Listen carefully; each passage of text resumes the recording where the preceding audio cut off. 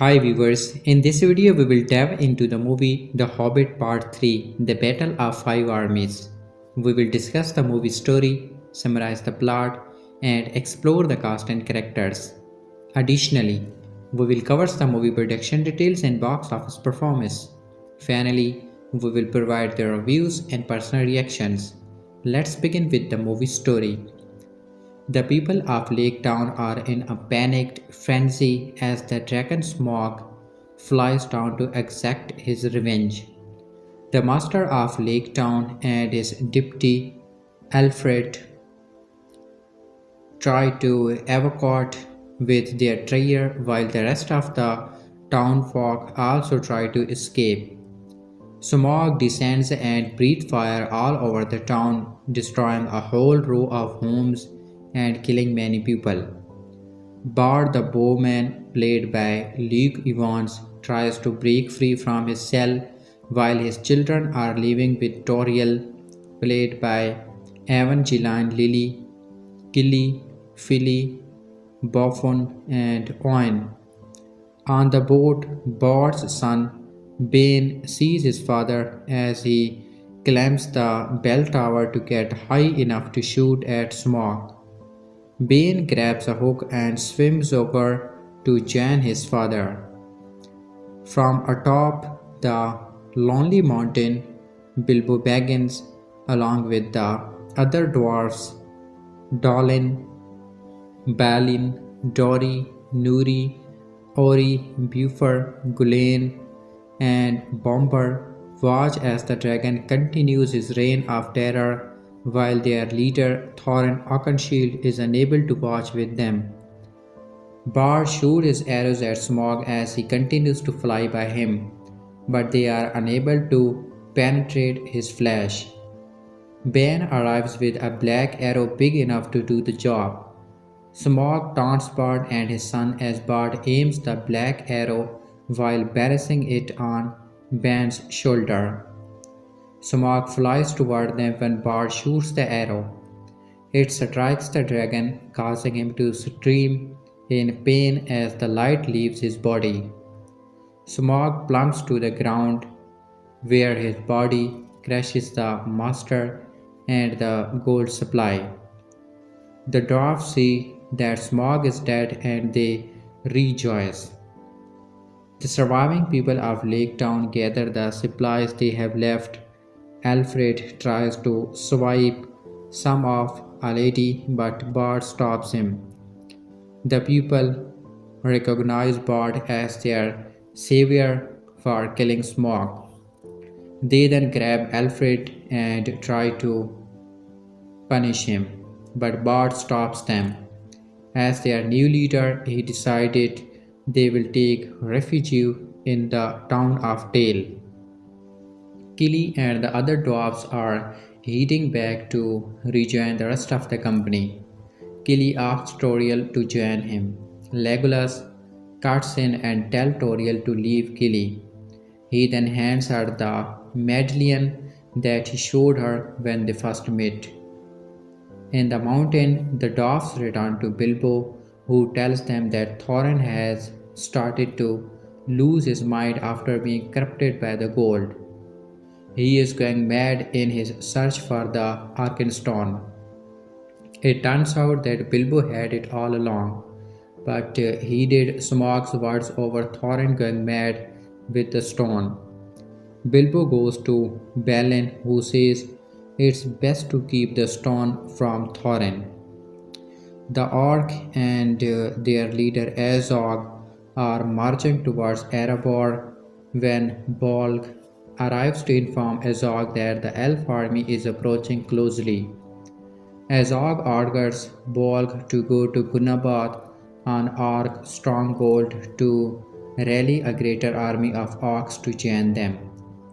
In Tall Gardar, Gandalf is still caked after learning that the necromancer was Sauron.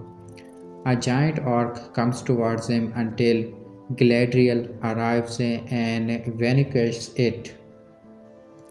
Then the Nazgul, nine ghost-like men who fell victim to Sauron, shows up to attack. When Elrond and Saruman come in to fight them. The two of them defeat the Nazgul as Galadriel tends to Gandalf. Radagast comes back in his sleigh to take Gandalf away. The image of Sauron appears and tries to tempt Galadriel, but she overpowers him by casting him out. She falls in a weakened state. Elrond suggests they warn everyone of Sauron, while Saruman says he will deal with the villain. Legolas and Tauriel learn that Bolg is going to Gunabad. They decided to find him after Tauriel has been apparently banished from the kingdom by Theradol. Theradol arrives in Dale with his army close by.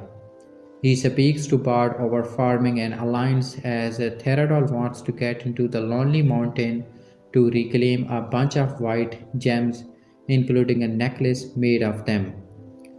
Bard travels to the Lonely Mountain to speak with Thorin to try and get him to join forces with him to avoid any more bloodshed. But Thorin refuses to listen and does not want to share any part of his treasure with anyone else. Bard leaves angrily. The dwarves suited up in their armor to prepare for battle. Thorin gives Bilbo a mithril vest that is supposedly strong enough that no blade can pierce it. As the two of them speak, Thorin continues to sound more distorted and dazed as he vows not to share the treasure. Gandalf arrives in Dale and Bilbo sneaks out of the mountain at night to a tent where Gandalf, Bard, and Thranduil are talking. Bilbo gives them the Arkenstone, claiming it was his share of Thorin's treasure within the mountain. Thranduil tells Gandalf that he will finish the fight to protect his people. The next day, the elf and Lake Town armies stand before Erebor. Thorin and the dwarf come out. Bard takes out the Arkenstone to offer a trade for the gold. Thorin thinks it's a trick until Bilbo admits that he gave it to them. Feeling betrayed, Thorin orders the dwarf to throw Bilbo over the edge. They refuse and Thorin nearly does it himself. Gandalf arrives to stop this, allowing Bilbo to escape and join his wizard friend. Bard asks Thorin if he will have peace or war, and Thorin growls that he will have war. Then an army of dwarves, led by Thorin's cousin Dane Ironfoot, arrives to help Thorin and his company. They attempt to attack the elf army until the orc army shows up. The other three armies joins together to fight the villains, and thus the Battle of the Five Armies begins. Legolas and Tauriel get to Gunabad and discover Bolg summoning the rest of the orc forces along with a horde of giant bat creatures. In the mountain, Dolin attempts to reason with Thorin, who seems more defiant and angry. Thorin threatens to kill him if he does not leave. Dolin does so. Disappointed, Thorin goes down to the Gallery of Kings and walks over the hardened gold where he had tried to trap Smaug. He hallucinates seeing the dragon swimming beneath him as well as himself sinking into the gold. Thorin snaps out of it and overcomes his madness.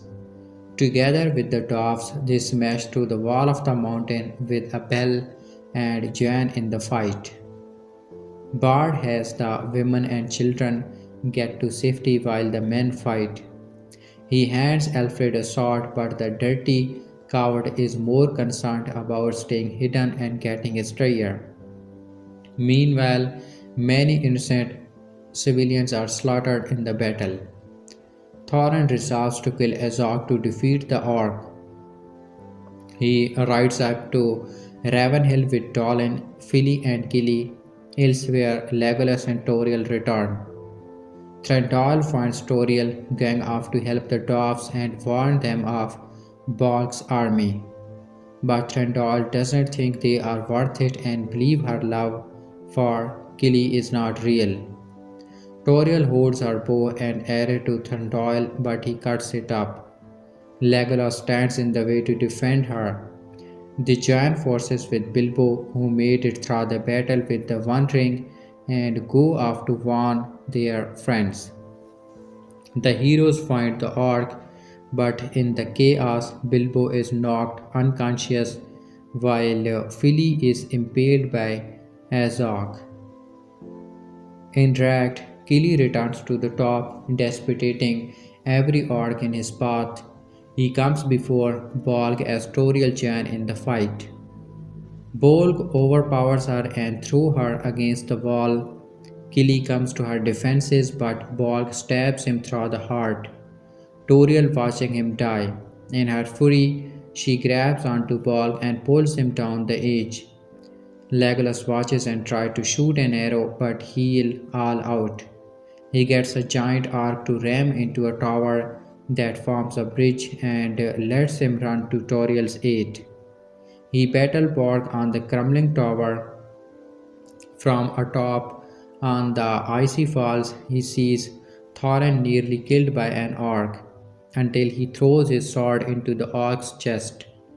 He then takes out his knives and drives one of them into Borg's head. The orc falls through the tower, which crumbles completely. He hits the ground and is crushed by a piece of the tower. Radagast and Bjorn swoop in on the great eagles as they take down the rest of the orc. Bjorn morphs into his bear form and runs the orcs down. Thorin battles Azog on the icy falls. Azog swings his boulder to try and slam Thorin, only to break the ice around him. Thorin grabs the boulder and throws it to Azog, causing him to sink into the water. Thorin, watching Azog float by him, seemingly dead until the orc opens his eyes, stabs Thorin in the foot and bursts through the ice.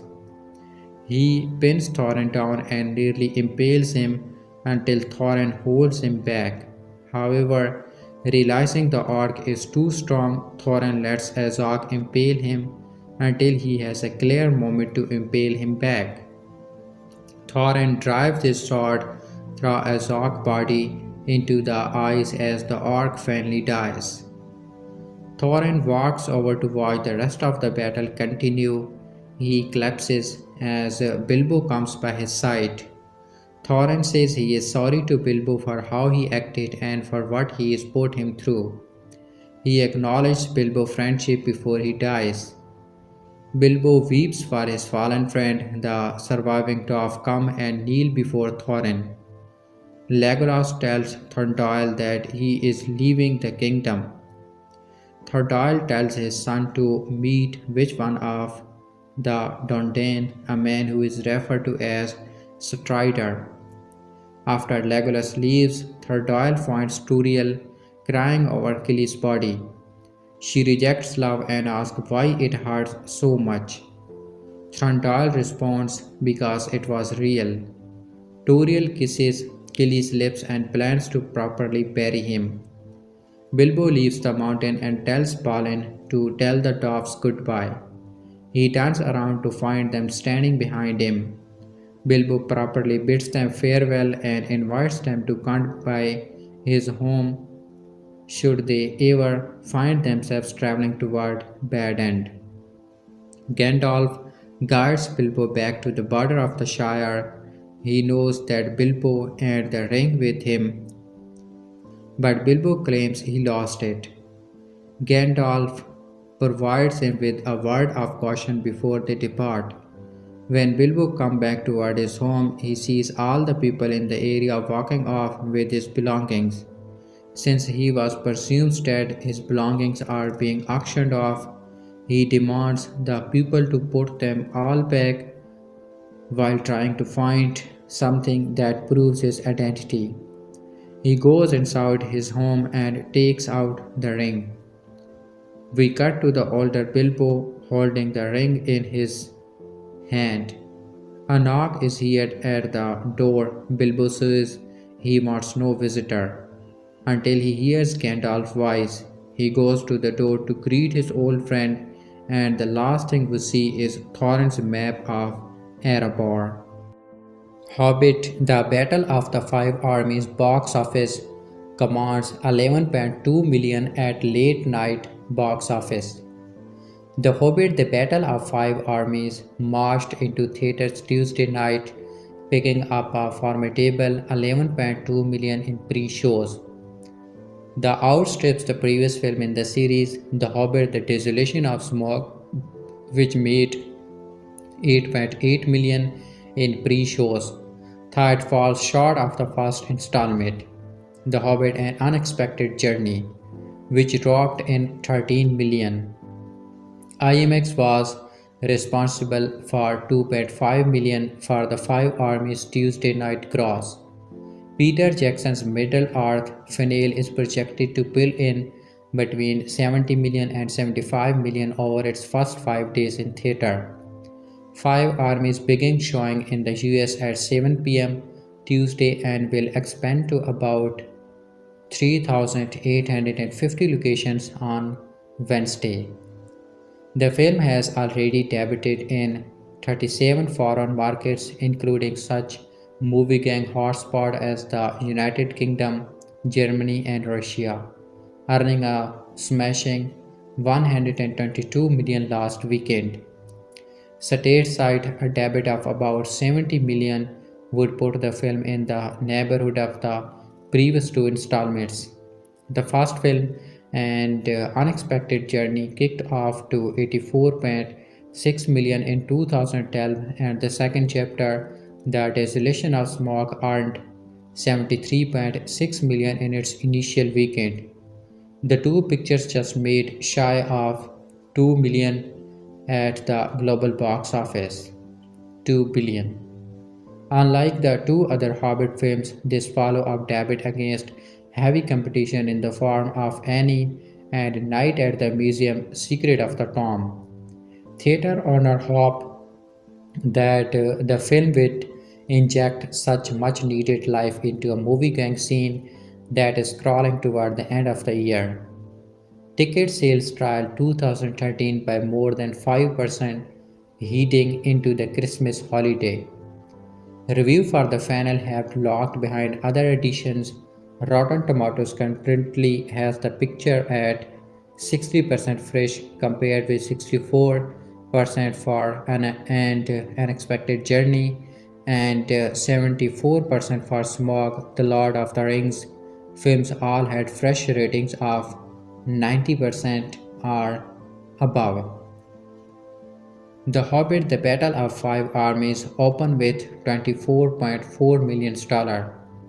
Seems like audiences were indeed ready to journey to Middle-earth one last time. The Battle of Five Armies, the final chapter in director Peter Jackson's The Hobbit trilogy, pulled in an estimated 24.45 million from 3,875 locations yesterday. That's the biggest non-Friday opening of 2014 and the 12th highest midweek debut of all time. The number includes 11.2 million in Tuesday previews, a figure that falls directly between the first two Hobbit films' early screening totals. In 2012, An Unexpected Journey brought in 13 million from midnight-only showings, while last year The Desolation of Smaug earned 8.8 million from its initial previews. Of course, both previous films open on a Friday, which makes track comparison a little dicey. At this point, it looks like that The Hobbit 3 will reach 100 million in its first 5 days in domestic theater. Added to the 122 million the film has already earned overseas. We will have complete Hobbit related box office coverage this weekend. The Hobbit: The Battle of the Five Armies movie review. This is the end. Well, we will come at last to the mountain, to the regular battle of the five armies, and to end of the road both for Bilbo and his motley band of dwarves, and for the Peter Jackson era of the Middle Earth saga. We have gone there and back again, and this, the sixth film in Jackson's sprawling fantasy series, brings us full circle. As the credit roll on the final entry, I find myself a little sad and a little happy all at once. I have been a critic and a fan of Jackson's work. There has been much to love in both his Lord of the Rings trilogy and in the three Hobbit films, and there has been plenty to gripe about as well. But most of all, Jackson's version of these stories has become the culturally predominant one. Peter Jackson has redefined what we think of when we think about Middle Earth and its characters, and while all six films has been cinematic triumph, they have also taken vast artistic license. With The Hobbit, Jackson has taken a great deal more liberty than he did with the original trilogy. And here's where things get a little mixed up for me, where my enjoyment of the films and my irritation with them collide. Jackson changes are at times brilliant and at times infuriating. Let's start with the good. Jackson paints a beautiful, living fantasy world. It was a peculiar decision to find and the second film period to Smaug laying waste to Lake Town. After all, the film was called The Desolation of Smaug, but the dragon does not really destroy anything. The changes in the opening minutes of Battle of the Five Armies, Smaug is quite a cinematic and special effect achievement. He is massive, and we only truly glimpse the scope of the creature as he sets Lake Town aflame. It's these moments of devastation and beauty that show Jackson at his best. As Bilbo travels back to the Shire, we are treated to scene after scene of his tremendously lovely world. And there's Thorin standing on the frozen waterfall or sweeping shots of the battle itself. The film is constantly eye-popping, a sumptuous visual feast backed by an equally gorgeous score. No fantasy film has ever been so immersive in its scope and beauty, and it would bet good money that it will be some time before we see anything quite like it again. This is truly epic fantasy at its best. Then again, the Hobbit novel itself was more of the miniature adventure rather than epic fantasy.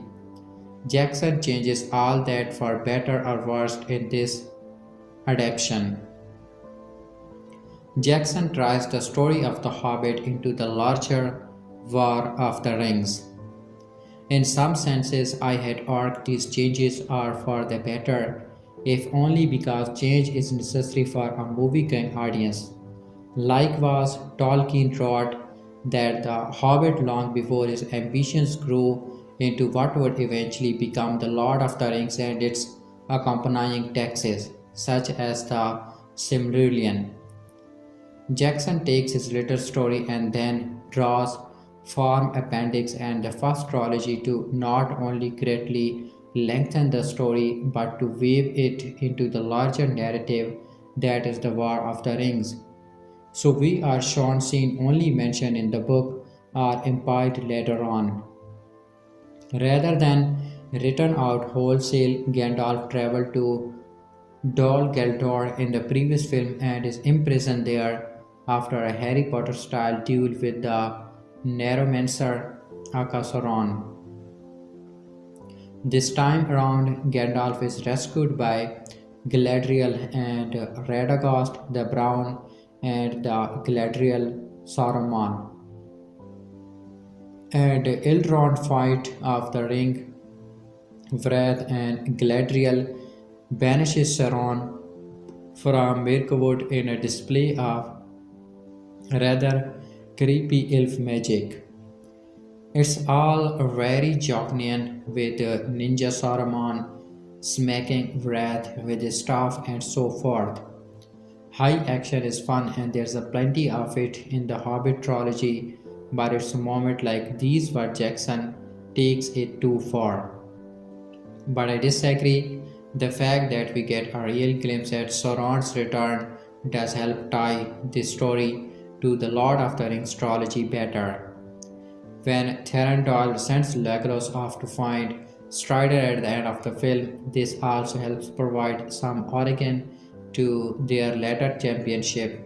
Jackson makes The Hobbit an epic saga, transforms it into a version of the story that Tolkien might have written had the originally set out to write The Lord of the Rings rather than There Back and Again.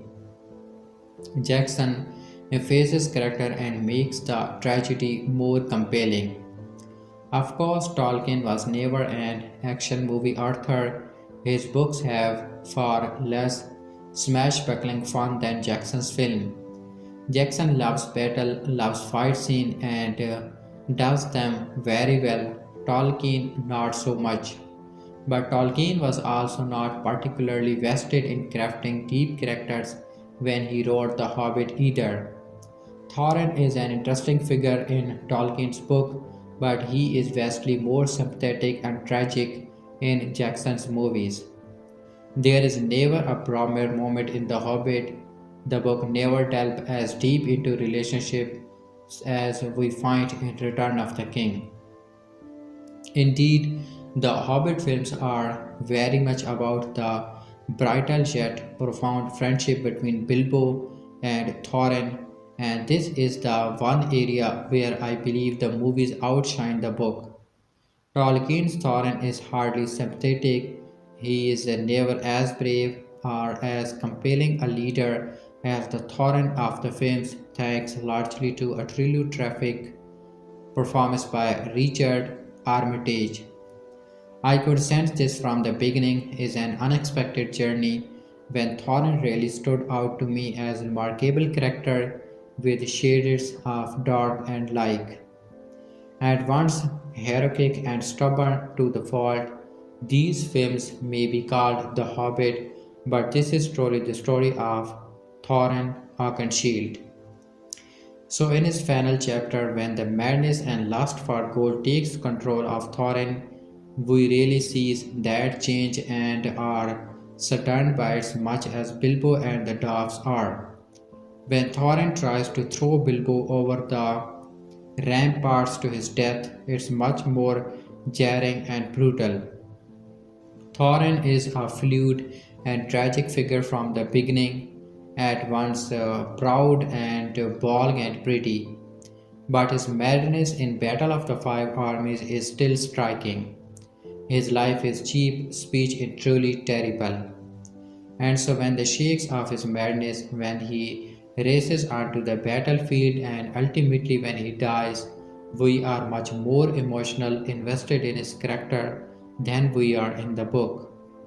Indeed, the deaths of Philly and Killy are more powerful as well, even if the romance between elf archer Toriel and stopping young Killy seems out of proportion. Jackson ultimately takes too many liberties. It this romance that I find most jarring and what it says about Jackson's notion of storytelling, the addition of Legolas at least makes sense. Even if I am not terribly fond of Orlando Bloom, but at least Legolas would have likely been in Mirkwood during these events, quite likely at the battle at the Lonely Mountain. I understand the need to add some female character into the film, as The Hobbit is a decidedly male experience. But Toriel could have been an added character without being part of ham-fisted love triangle. There's something both out-putting about a dwarf on elf romance and a bit repetitive. We already have Aragorn and Arwen, and maybe it's just me, but Avangard Lily and Liv Taylor look just familiar enough to feel like the whole affair simply borrows too much from the previous trilogy, which already emphasized the friendship more than is needed to. At least Turiel is a fighter. I don't really mind many of the other changes, to be honest, even though at times the films are bloated.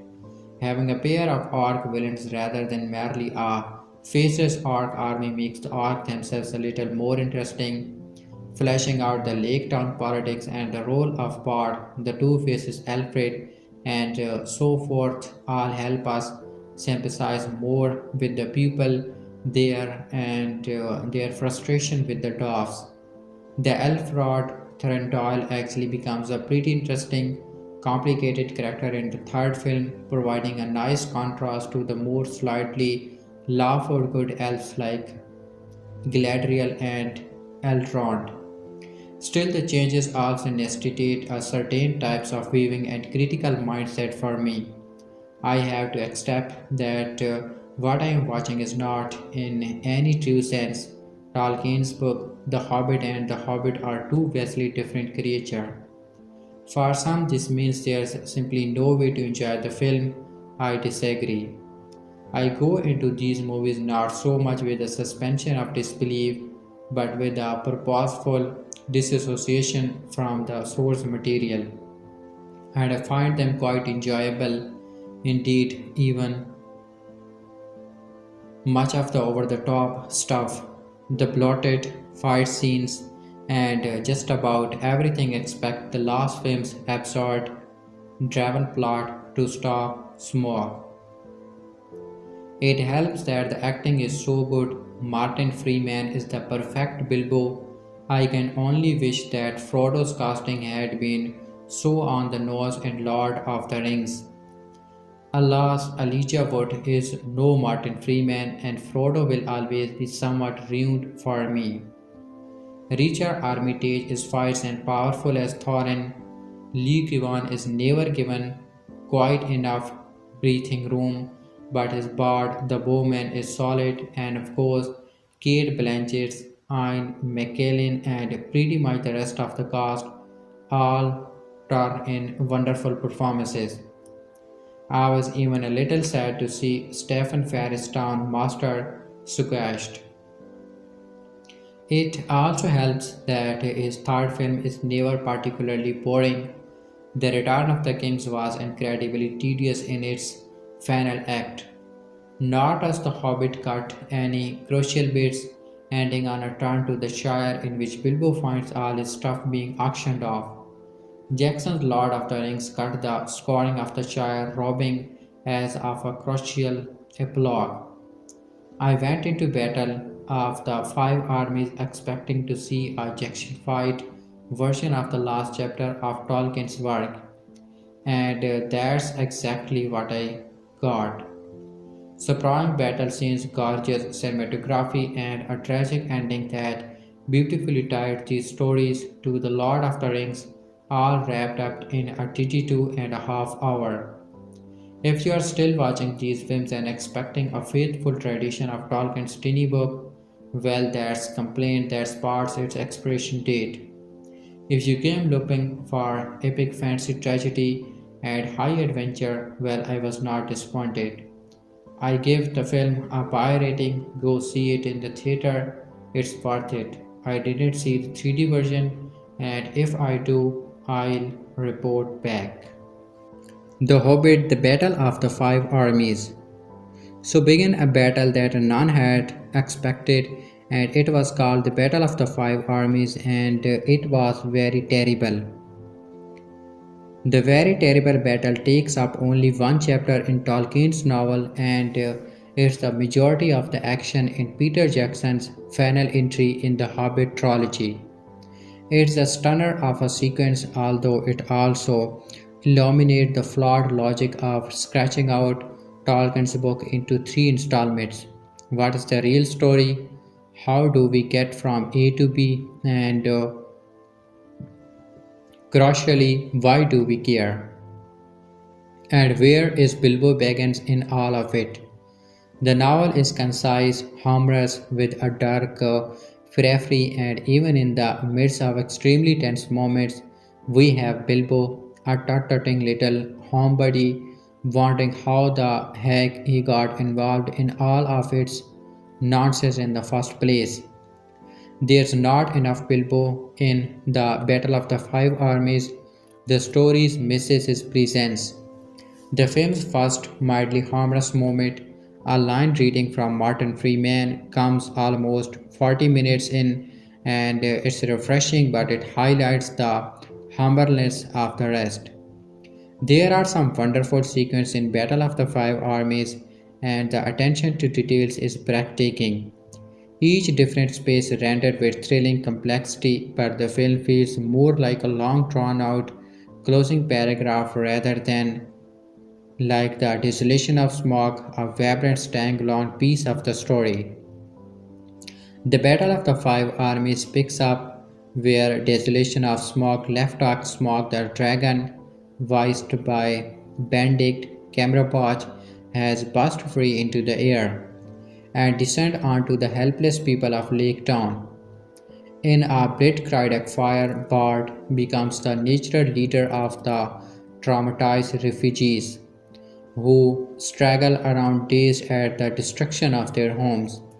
An endless line of devastated people trail up the dazing slopes toward the lonely mountain, where they hope to achieve compensation for all they have lost. Meanwhile, the dwarf, cutting gently along with Bilbo, hold themselves up in the mountain, protecting the treasure. Most of the dwarfs uneasy about the increasingly paranoid leader of Thorin, played by Richard Armitage.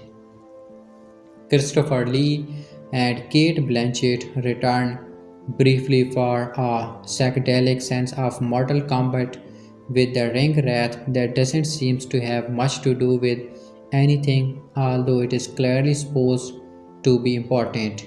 And Gandalf returns from imprisonment to the field of battle. Toriel the elf is not given much to do except love a dwarf, a big no-no in her world. She speaks about love rapidly, softly, and wondrously, and every time she does, the entire film deflates on misses. Romantic love has nothing to do with the story overall, and the love subplot feels so obligatory that it's practically condescending. The real story is about greed, what Tolkien termed dragon sickness, and when Jackson focuses on the aspect. Battle of the Five Armies find its footing. It's a strong theme, Shakespearean in scope, perfectly exemplified in one nightmare sequence in which Thorin, lost to dragon sickness, greedy and jumpy, find himself sucked into a monstrous whirlpool of thick molten gold. Everyone who has read the book knows that Thorin loses it once he has the gold under his care. But Jackson imagined it in a way that is surreal and visceral. When the battle finally comes, it is tremendous. Armies swap towards one another across a vast plain, each group displaying their own intricate maneuvers and battle strategies, wielding their own specific weaponry, making one think it could be a deleted scene from John Woo's Red Cliff, or that a fuzzy Middle Earth equivalent of John Keegan had been a consultant on the film, providing information on how the dwarf infantry worked and how the elves moved in formation. The sequence is an amorphous pantomime of carnage that somehow maintains its sense of spatial relationship and emotional tension. There is a traffic standoff between Thorin and the head orc on a sheet of ice near a treacherous frozen waterfall. Peter Jackson has devoted an amorous part of his life to the creation of these films, and taken all together, they are a major accomplishment. The Hobbit may have been better served by being a single film, by forcing the action to be condensed into a single through line. The storytelling would have more urgency, there would be less room for any fat on the story, there would be no detraction from its overall theme. The world building aspect of the films is thrilling, and there are spaces creatures in all three of the Hobbit films that are unforgettable. But that magic something is missing in battle. There are glimpses of it, glimpses of true poignancy and emotion, the friendship between Thorin and Bilbo, Bilbo turning back to look at the row of dwarves standing in the doorway, the last conversation with Gandalf, and the final moment of the film. These moments are lovely, these moments are presented constantly, strongly, and openly. There is the story.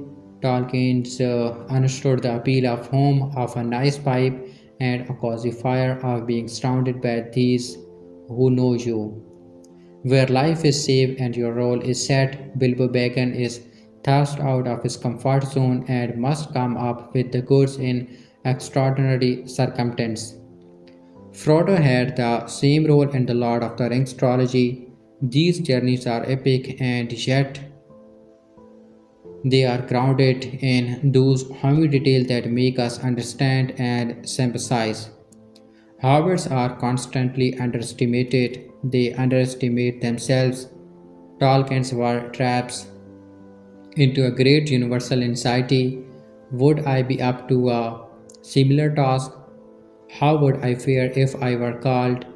Would I be brave or would I cave? At its best, Jackson films dig into those questions. The Desolation of Smaug Part 2 in the trilogy, which his reviewer loved and is the strongest of the three films because it never forgets that at the heart of it is a small creature who is overwhelmed by fear and yet who must be brave anyway. The Hobbit, The Battle of the Five Armies review, no more than a middling funnel from Middle Earth. And so, in the end, we find ourselves once again at the beginning, having traveled there and back again in the company of elves, dwarfs, dragons, and hobbits. A journey which started 13 years and more than 17 screen hours ago with the unveiling of Lord of the Rings, The Fellowship of the Ring in December 2001. Back then, the scope and scale of Peter Jackson's visual imagination was breathtaking. Animators like Delph Bakshi has taken a crack at Tolkien's Wheatley tombs before, but Jackson was making game-changing use of computer graphics to blur the line between the real and the imagined. Having never cared for the source novel, I found myself fully transported to Middle-earth, swept away by the sheer cinematic force of Jackson's vision. How long ago that all seems now. Like the Star Wars prequel, the Hobbit movie were always destined to disappoint. Originally slated for direction as a two-parted by Payne's Labyrinth Maestro Guillermo del Toro, the series returned to Jackson's helmsmanship following lengthy production delays and promptly expanded into a trilogy via the addition of extraneous appendix and gender balancing new characters with Evangeline Lily Toriels, yet like the haunted Thorin Oakenshield, a Shakespearean Richard Armitt who spends much of his final movie holed up beneath the lonely mountain. And we open with a spectacular pre-credit set piece in which the enraged dragon Smaug once again voiced by a leisure tongue Benedict Cumberbatch lays siege to lake down, raining fire from the heavens. It's a Barabora curtain raiser and air raid horse creature with a dynamic skill which suggested that Jackson's long nurtured dam busted remake will not be short on a British spectacle. As building born an innocent shelter, Lake Town's Grassley master attempt to make off with the load, introducing a note of homage to the Cornic. If only we could save more people, but they are just not worth it. Sailing his soul down the river as Bard the bowman strikes out with his righteous arrows. Sadly, little that fellows can hold a candle to the kinetic opener. While the second Hobbit film, The Desolation of Smaug, largely dispenses with the endless tea party, bootling of opener, an unexpected journey to serve up a succession of fireground thrill rides. Five Armies has more than its fair share of elaborately dressed actors reciting Leptin, expository or emotional dialogue while brooding CGI landscapes roll endlessly in the background. It doesn't help that Jackson shoots every meeting with a panoramic surreal which extracts the virtual artifice. Although once hailed as a potential successor to David Lean, Jackson's cinematic insects are here strongly overshadowed by a computer game aesthetic. Even the more action-packed moments suffer from a superfluity of weightless, Ronnie Chimpy steppy action better suited to Assassin's Creed.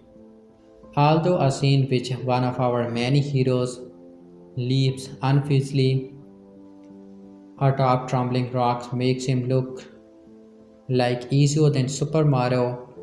I half expected him to gather spinning gold coins en route. As for the regular final conflict, despite an abundance of goblins, trolls, bats, eagles, and massive drones, Tremor style swarms, is no better of Helm's Deep.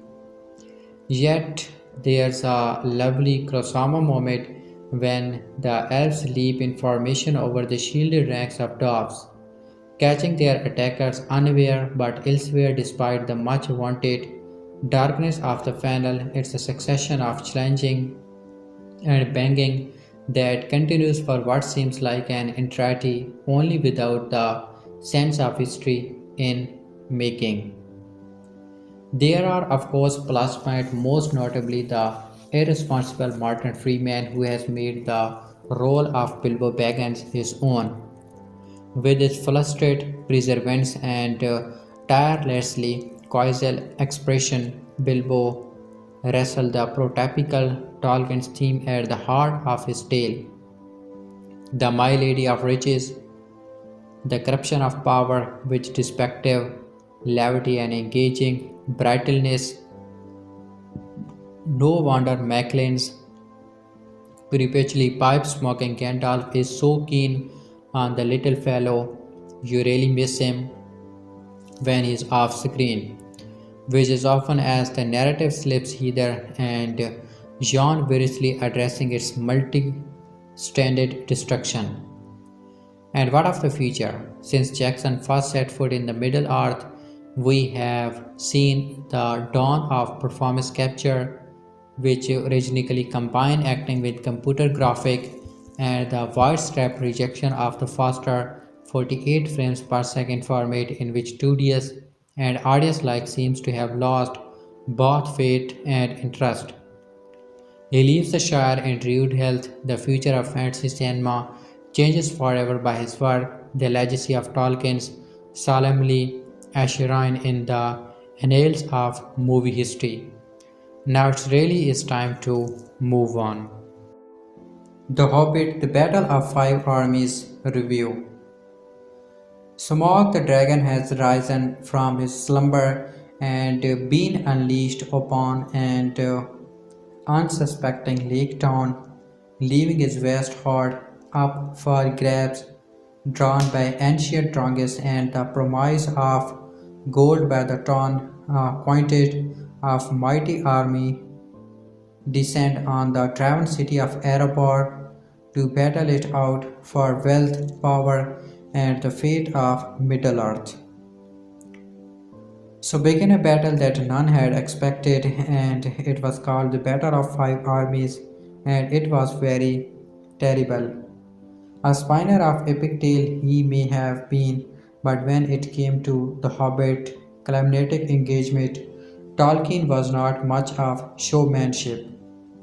The same cannot be said of Peter Jackson, thankfully, who here concluded his six-part Middle-earth saga by transforming a few pages of J.R.R. afterthought into a thunderous meal of interracial warfare. Having navigated the barrel spider riddle and runs, it's the chance to realize his gigantic five-way battle royal that clearly prompted Jackson's return to Tolkien's world. So much so, in fact, that most other materials falls by the wayside. Smaug is unleashed and dispatched in a fleeting 10 minutes. His brief but spectacular reign of fire cut short by a monologue stopping arrow. Likewise, the rising menace of Sauron is skipped past with sterling alacrity to make way for the main event. Pelennor Fair was a noble struggle between light and darkness, observed from on high amidst the spear of Minas Tirith. This by contrast is a dirty broom crawls every hack, stabs and gook filled physically from deep within the sacrum. From the moment elven warriors watched the Deveran Pelnax to illustrate on-rushing orcs, the bad taste director reveals in Cornic with gleeful invention. Troll act as mobile siege engine, ballistates raining death from their shoulders, walls collapsing before bipedal battering rams or rigging, elk mounted trontoil, these at a resistant desperation, while Deveran Fairfontaine spouts expleting from the back of an armored war pig when Thorin, Richard Armitage, finally leads the charge from the gates of Erebor. The glorious rest of battle met in triumphant euphoria. As both hero and antagonist as various band, this is in large part Armitage's film. Thorin's descent into madness under the dragon's stand is played out with maniacal intensity. His grim rebook of Luke Evans' diplomatic overtorture, the exchange framed beautifully by a hole in Erebor's barricade, and final hallucinatory epiphany upon a floor of burnished gold are as masterfully shot as they are powerfully delivered. Bilbo, by contrast, is a portrait of quiet underestimate. Freeman has grown into the part like a second skin, his warmth and earnestly underpinning the Hobbit's self-effacing befuddlement. It's not until the end, with the film's most effective piece of foreshadowing, that we see cracks in his character as the ring exerts its influence. At under 2.5 hours, there's a little flab on Five Armies. Jackson has been judicious with the edit, yet disowning anything not essential to the tale at hand. It's a smart work, and the film never drags, but it does not come without cost. What could have been the standout set piece is largely squandered. Eldon and Saruman facing off against the Nazgul in a spectacular but upsetting, short-lived altercation at Gol Galdor.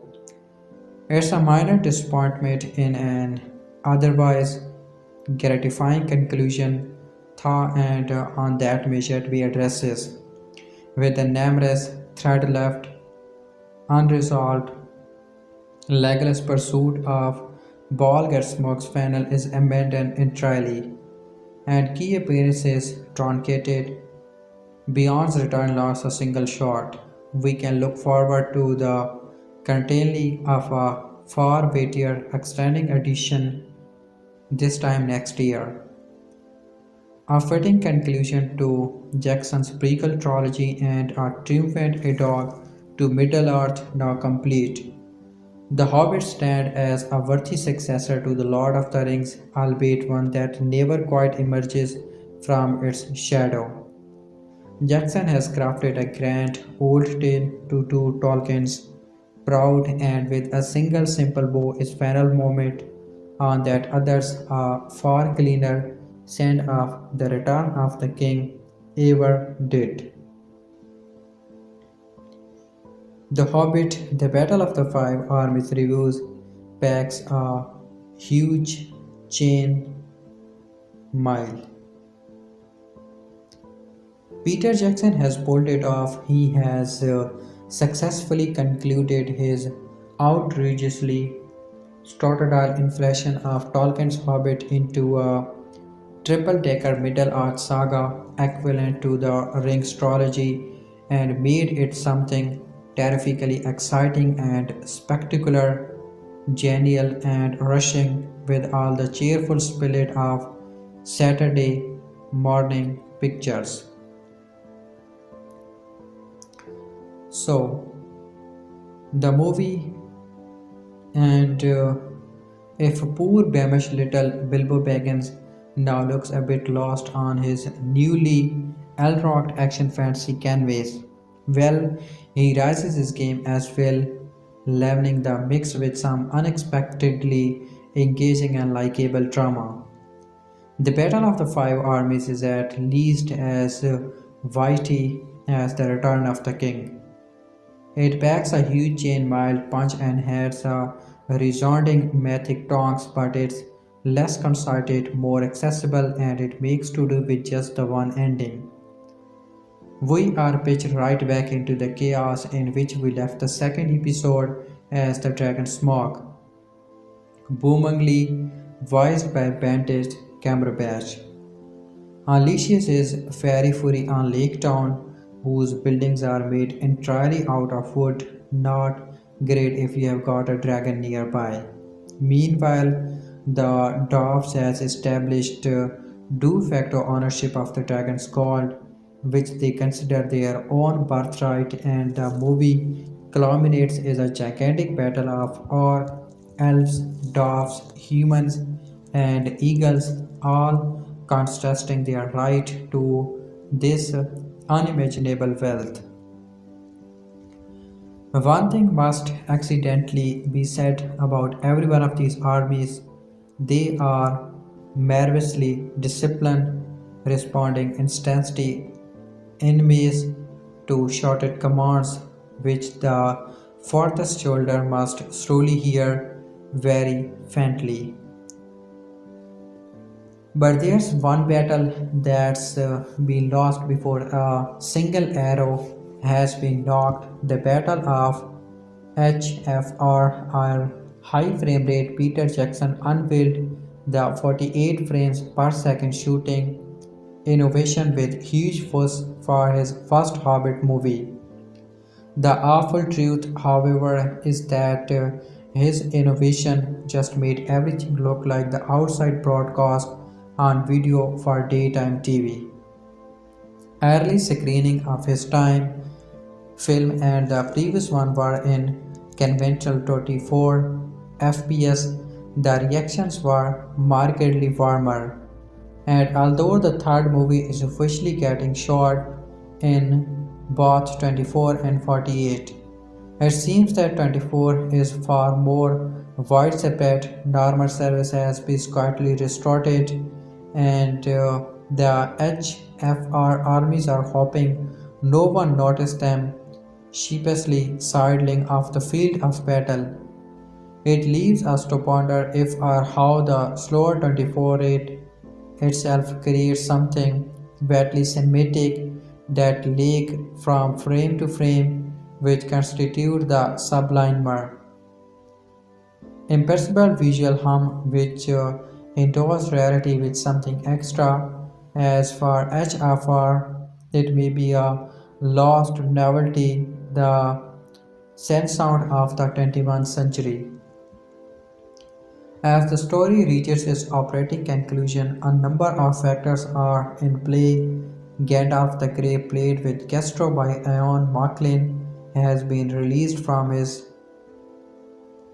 enchantment and now journeys across country to warn Bilbo and the other that battalions of fantastically ugly subtitle orc are marching toward them. The elves has come to the rescue of Lake Town's shivering refugees, horribly let down by their greedy and cowardly master, but the elves' diplomatic relationship with the dwarves, they maintain a certain pointy, inert, volcanic dignity. Threatens to break down ever agreed access to the gold and effectively split their anti-orc united front. A romantic drama plays out in tandem with his military scenario.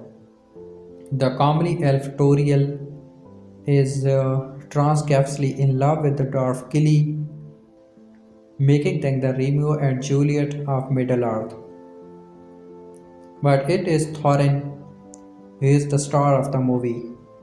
Because of his internal crisis, simply wearing waist high in the spice of gold has turned his head, infected him with dragon sickness, and sent him delirious with power and greed. He is basically turning into something like Fred, Sea Dogs, Humphrey, Godard's paranoid prospector in the trier of the Sarah Mador, suspicious of everything and turning on all his friends. It is humble Bilbo who must break the toxic spell. The three Hobbit films has worn down by Tolkien's agnosticism. Although watching them now in sequence might discouragingly mean that the Hobbit prelogue seems of equal power and weight to the supposedly more important Ring saga. The modest subtitle to Tolkien's original book was there and back again. The film has pumped this up to there and there a lot there a multi-movie adaptation of the Silmarillion, with the last one naturally split into two parts. My test my newfound atheism for now Bilbo Baggins' adventure have a winning innocence and buoyancy. The review of the movie The Hobbit, The Battle of the Five Armies. The biggest question swirling around Peter Jackson's The Hobbit trilogy has been centered around the amount of content. Is there enough of it in J.R.R. Tolkien's book to warrant three Jackson-sized films? That question has lingered in the back of my mind as I have watched each of the Hobbit movies. The first two movies sometimes struggle to suitable fill their time, yet they manage to keep me engaged. Now we have Peter Jackson's third Hobbit film and final trip to Middle-earth. It's the Battle of the Five Armies, and I can see where people would say it is scratched too thin. But to the question, could The Hobbit have been adapted into two movies instead of three? I think the essential material could have definitely been covered in two installments. But at the same time, the Battle of the Five Armies actually managed its time better than the previous films. Essentially, it's a trilogy big action packed ending. The vast majority of the films is spent building up the cinematic battle and then letting go with an epic sized blowout.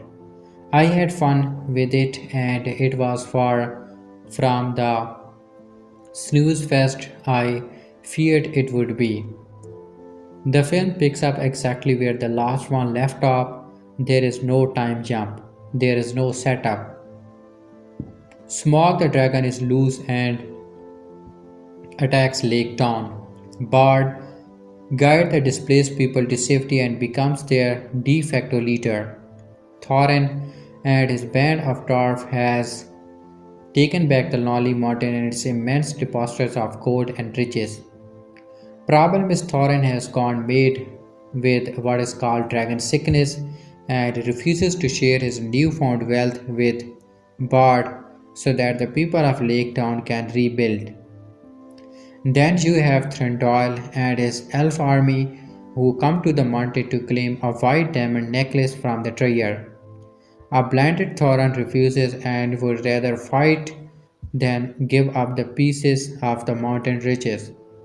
With war about to break out between elves, dwarves, and humans, Gandalf arrives bearing news of a massive orc army coming to take the mountain. The question becomes, can they put aside their differences and come together to fight a much bigger and more deadly threat? It's hard to call this film a standard sequel considering the way it's structured. It is much more of a direct continuation, and I simply cannot objectively look as it has a standalone movie. It's impossible to separate it from the previous film, and anyone watching this one without seeing part 2 will undoubtedly has a lesser experience. But as a follower of the series, I think the film does a good job of picking up the story and bringing it to the conclusion. The performances are strong and steady, and the effects are simply incredible. The action fueled final hours featured some great swordplay and a cool host of creatures. But let's face it, the series have several things working against it. It's almost impossible to keep from comparing it to the superior The Lord of the Rings. First, let's take the character. I love Bilbo, Thorin, and Gandalf, but the secondary characters, while good, are not up to those in Lord of the Ring. Then you have the big conclusion itself. This big, sprawling final battle is extremely cool, but it carries almost no connection to the previous two films. In Lord of the Ring, the build up to the big final started in the first film. Everything worked toward that epic point. In this film, the battle does not carry near as much weight, and I was not left feeling quite as satisfied. But is it really fair to compare this film to Lord of the Ring? I don't have a good answer to that. I do think is a stronger film that come give it credit for. It's a tighter and more focused movie and runs 20 minutes shorter than either of the first two Hobbit films. More apparently, it feels in tune with the previous movies and offers us an exciting and fitting conclusion filled with great action and emotion. Could the series has been better as a whole? It probably could, but I find it hard to point a finger at this film as the reason of that. Narratively speaking, this may be the best film of the three. It just had the difficult task of also wrapping everything up. It certainly did that well enough for me. The Hobbit, The Battle of the Five Army movie review, an epic, mostly satisfying end to a troubled journey. At the service of transparency, I am not a fan of the first two films in Peter Jackson's The Hobbit trilogy. We could go into greater depth, but that would take a good long while I have already detailed my issues elsewhere. I find them tedious and dull and almost completely lacking in all of the things that make me love J.R.R. Tolkien's novel. That said, the latest and final chapter in the franchise, The Hobbit, The Battle of the Five Armies, is not only the best of the series by a mile, it's damn entertaining and a mostly satisfying end to a troubled, hour-long journey. Battle of the Five Armies is still much more concerned with serving as a prequel to The Lord of the Rings and connecting to a larger mythology than with actually telling Bilbo's story. But as a film, this one thought far from perfect work as well as an actual feat of storytelling. It's also much looser and less tough than the other installments. Like now that they have those films out of the way, Jackson is free to go nuts.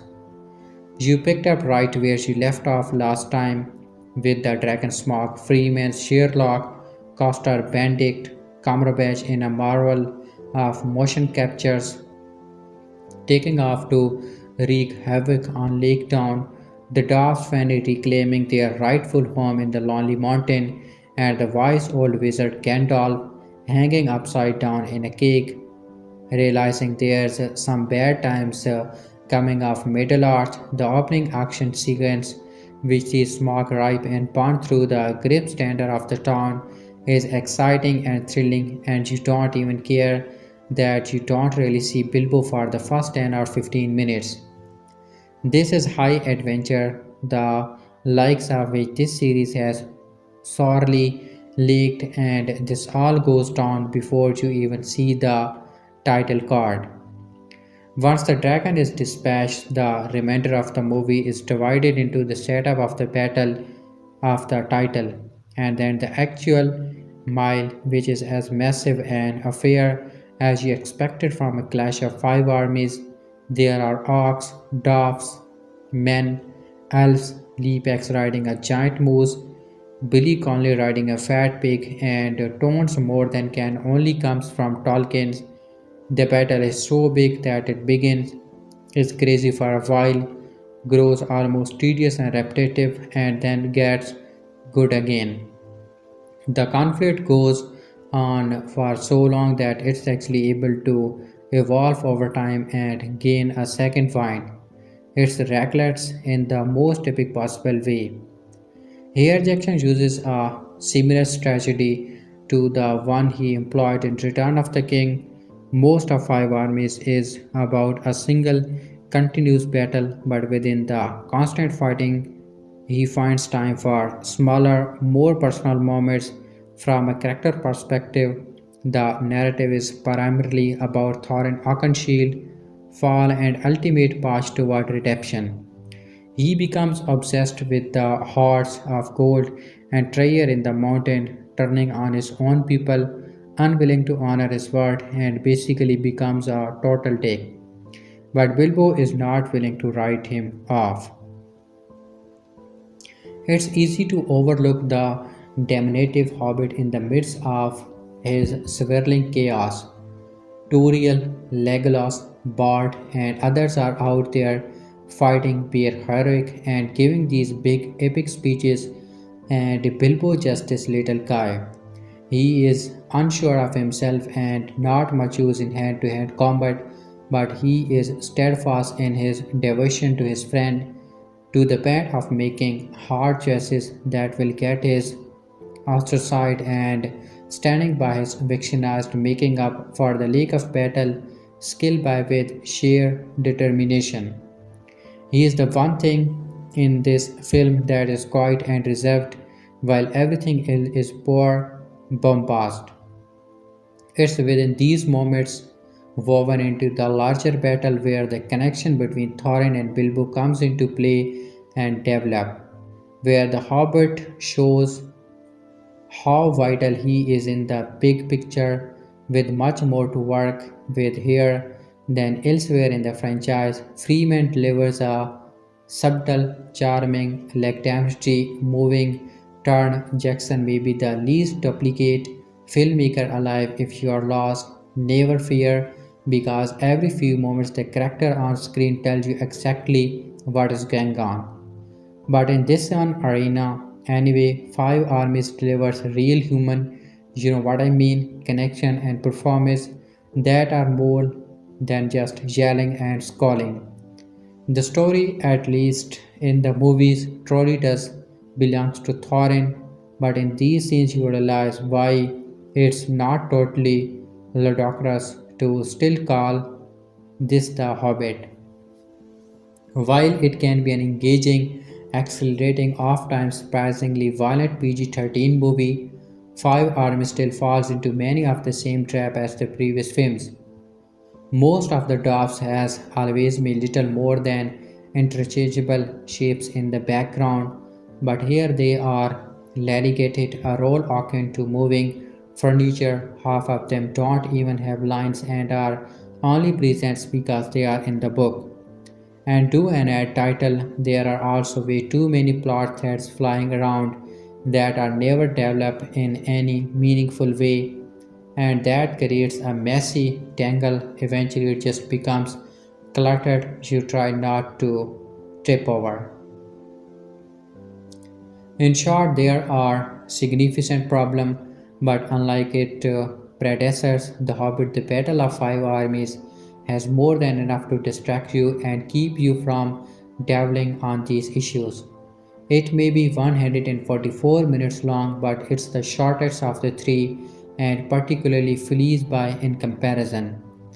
Don't get me wrong, I still look forward to the day when all three movies are out on video and someone cut the saga down to a single movie that sticks closer to Tolkien's book. But for now, I will take what I can get, and this is not bad. Why The Hobbit: The Battle of the Five Armies is the worst Peter Jackson's Hobbit movie.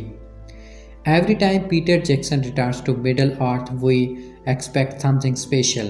All of his Lord of the Rings films got Best Picture nominations, and while the Hobbit films have not lived up to the achievement of the first three movies, they have had their moments. In my reviews of An Unexpected Journey and The Desolation of Smaug, I find things to like about each film despite their flaws. So, following the trajectory of the first trilogy, I hope The Hobbit: The Battle of Five Armies would be the best of the bunch. Imagine my disappointment to find out it was the opposite. So, The Hobbit of the Five Armies review. Here are the reasons why The Hobbit: The Battle of Five Armies is the worst Peter Jackson's Hobbit movie. Return of the Kings vs Battle of the Five Armies. When Peter Jackson's last concluded a trilogy, he made one of the best films of all time. The Lord of the Rings: The Return of the Kings is a masterpiece. It's a film I will watch and get emotional about any time it's on. That because not only does it work as a fantastic cap on a great story, it works perfectly as its own story. There's a beginning, a middle, and a few ends. All of the big action and emotional beats are earned within the movies you are watching. The fact you have two movies with these characters beforehand only bluster that fact. A character like Aragorn or Frodo is a different person, not only from the beginning of the trilogy to the end, they are a different person from the beginning of the one movie to the end of that movie. The way the film stands on its own, even more so than the previous two films, is that make it so special. I say all of this because The Hobbit: The Battle of the Five Armies does none of that. It fails by doing exactly what it's supposed to do, being the third act of a story. The film is 144 minutes of almost non-stop action and no real arc. It has some dazzling excitement, but it fails to resonate because it all lacks emotional weight. It's as if Jackson took what should have been the final 30 minutes of this movie and scratched it by 2 hours.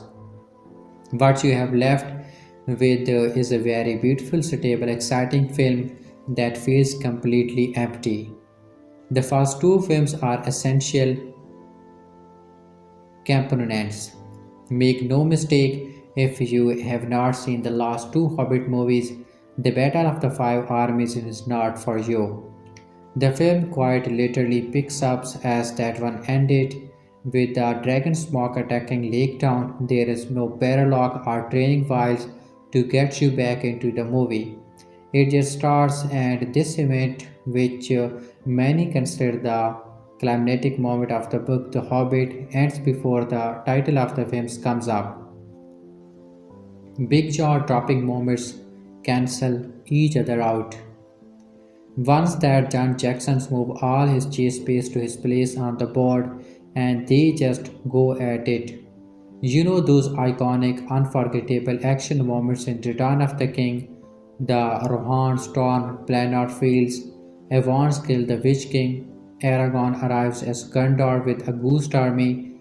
Those are great moments that give goosebumps.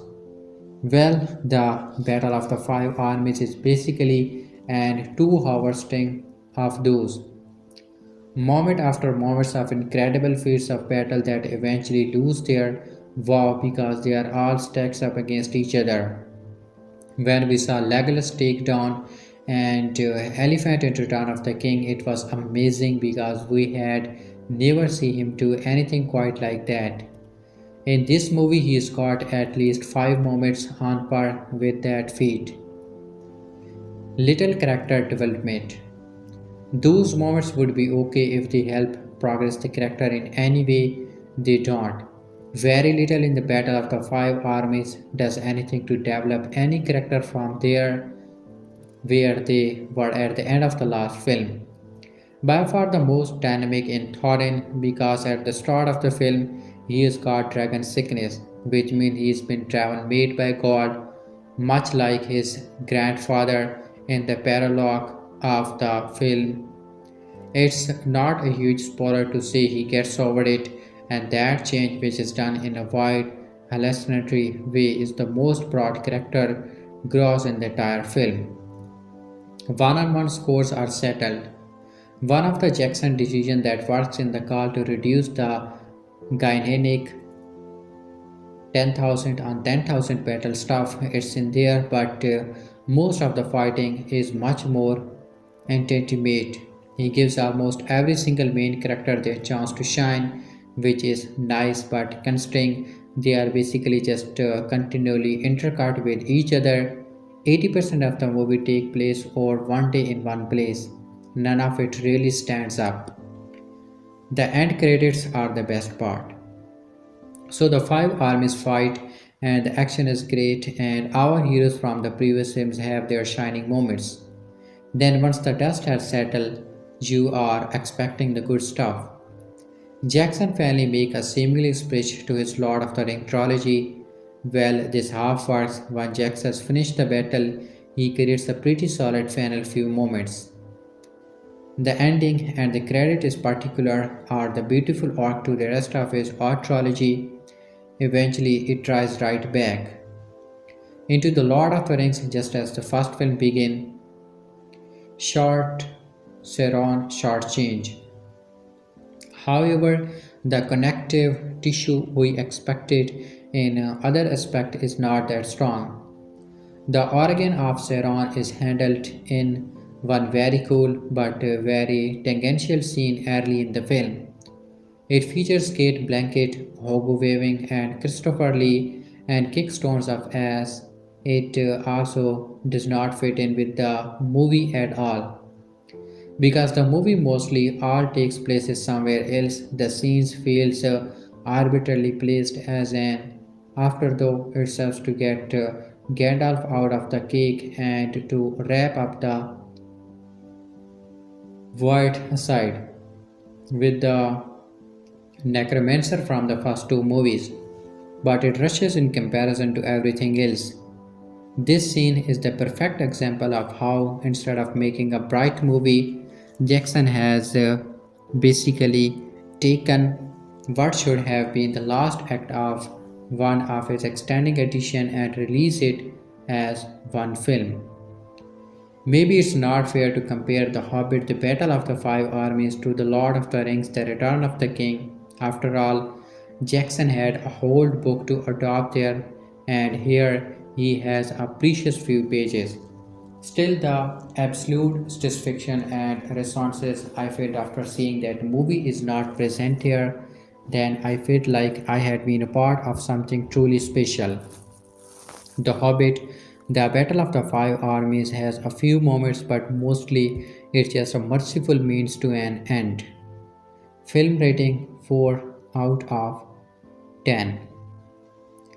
How the Hobbit Smaug death was nearly much different and more challenging, explained by VFX artist.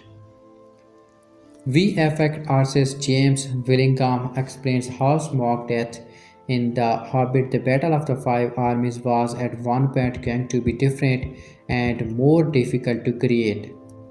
After being the main threat in The Hobbit The Desolation of Smaug, the menacing dragon is killed shortly into the Battle of the Five Armies, as he needs to be dealt with before the movie focuses on the eponymous conflict that takes up the majority of the story. Smaug is slain by a black arrow fired by Bard the bowman.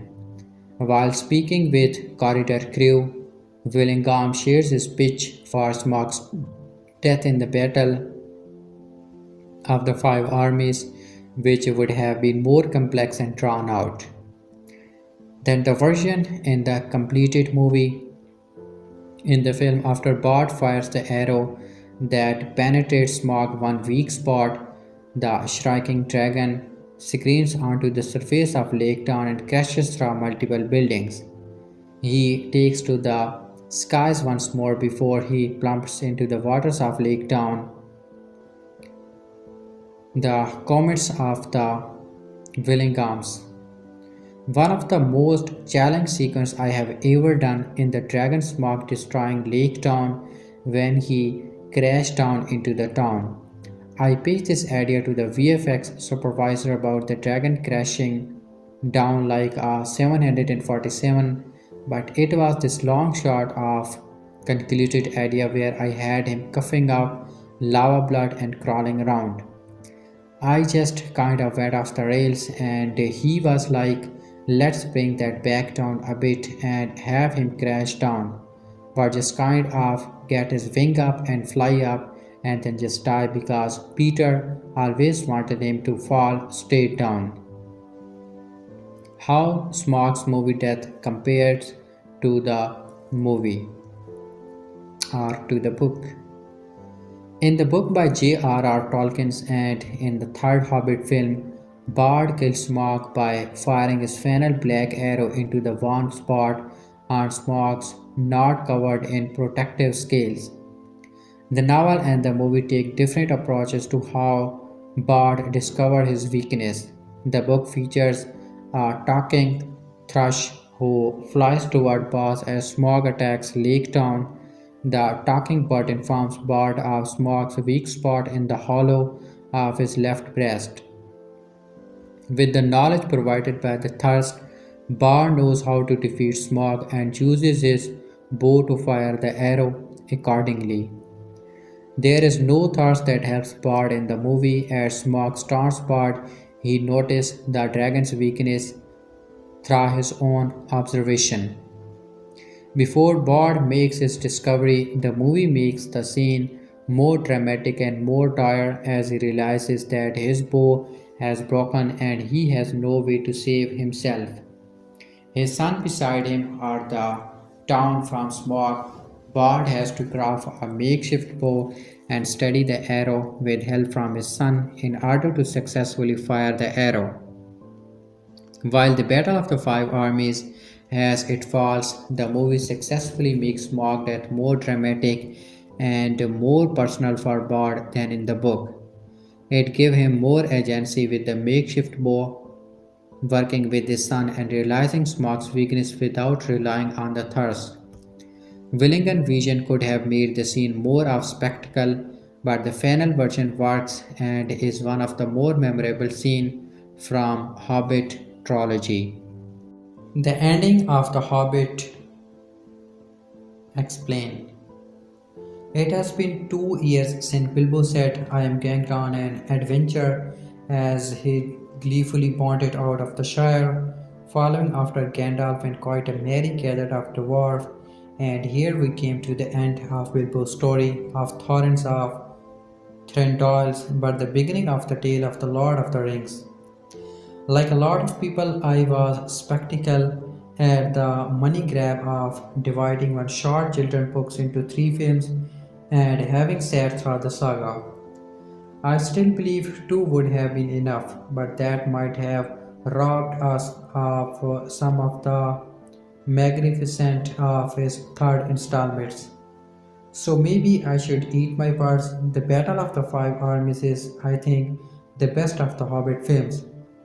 It has everything that made the first 2 entertaining: action scene, humor, and memorable character, but adds back in the heart and character development missing from last year's installment. Some of my usual complaints remain intact, namely, I don't think Peter Jackson knows when a film is long enough, and his battle scenes and one on one fight reflect this, but all is all. I loved it. Opening with the burning of Lake Town was a nice idea. It sets the stage of immediate action. It exits the major villain of the former film in dramatic fashion, and it paves the way of all the youngest written characters' stories that follow. It sees the rise of Bard as an unlikely leader. It brings the arrival of Thranduil and all the entails, including family strife. And it shows up early signs of Thorin's descent into society. He stands not watching Lake Town burns but staring at the mountain at the great door. Thinking of the treasure contained within, his heart is not with the screaming people of the town, reaping the disaster of his arrogance in challenging Smaug, but with the missing Arkenstone. Thorin's journey has been at the heart of the saga from the beginning, and this is the only film that truly brings that into focus because it pivots on the change in him, in his descent, his redemption, and then finally tragically his death. Truly, for me, the most heartbreaking moment in the film was him laying in Bilbo's arm, taking his last breath as the tearful hobbit assured him that the eagles are here, it's all right. Thorin, the battle is won, but it's too late. He died heroically, but he still died. The veil of sin is still death, Thor like Barrymore, he turns from the darkness at the end. It's a nice reversal. For the other scene, for the first time, it is a hobbit who cradle a king. While so subtle that it might get lost at time in the overwhelming drama of Five Armies covering upon one place, the plot arc surrounding Trendile also talked on my heartstrings. The hugly disdainful, even dislikable, Alvin King's hardened extractor cracks to show us a glimpse of his true soul, of the immense fear of loss and the hatred of death that impacts many of the decision. His breaks with Legolas is truly what undergoes his pride. You can see it on his face. The intense injury done to him at the thought that Legolas will abandon him because of his behavior. Their reconciliation in the middle of Elrond restraint of things not said but generally understood that bleeds into Thranduil's conversation with Toriel as she holds her fallen dwarf love in her arms and carries for his loss. Why does it hurt so much? She asks the Elven King, and he begs him to take her feelings from her. He refuses and answers because it was real. The line speaks to a profound truth: if there is no pain in loss, the love itself was never genuine. We must feel loss to know love. And in that end, we see Thranduil's true heart. He forgives and understands only when he sees Toriel experiencing an emotional he knows all too well. Loss, the loss of his wife, the immense yawning grief he has lived with ever since. That to me is more tragically romantic than any star-crossed elf dwarf romance on screen. In a handful of lines, in a passionate look, is told a love story even more impacting than what unfolded on screen. But without Toriel and Kelly, we would never have seen it. It is these intense but repressed emotional that draw me so to the elves that make me enjoy having them on screen. Even if it brief, the scene with Elrond and Galadriel was short too, but awesome. It ended so abruptly with the juggling thread that I half suspect there is more to come in the extending edition. But it was fun to see Elrond deliver one of the best lines: "You should have stayed dead," and leap in to defend Galadriel, who then turns on the full force of Nana against the darkness, morphs into a great and terrible queen, and banishes Sauron into Mordor. Given her full on god transformation, all I can say is no wonder the dwarfs think her a great elf witch. I love the scene preceding it, but it's not sure how I feel about the interpretation of her. It seems dark, too dark. She looks evil through she is not, and I must wonder why. It is the power of Nana against the Dark Lord that transforms her appearances. Or is it that she is reflecting evil while fighting it off? It's puzzled me. And is the only element I am uncertain of, but I thought the confrontation was done well. I hope there is more of it to come. In terms of cinematic enjoyment, I think this may be my favorite of all six films. I like the characterization and the emotional depth of it. How did you feel about it? Just tell me in the comment section. The Hobbit, the Battle of the Five Armies ending features a 45 minutes battle sequence. Billy Boyd wrote and performed and created songs.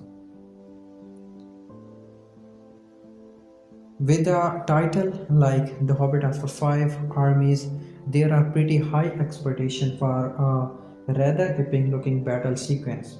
Indeed, Peter Jackson has revealed that the film concluded with a 45-minute fight during the climax as the various armies of Middle-earth all descend upon the lonely mountain now that the dwarf Trier of Erebor is no longer being guarded by that fearsome dragon Smaug.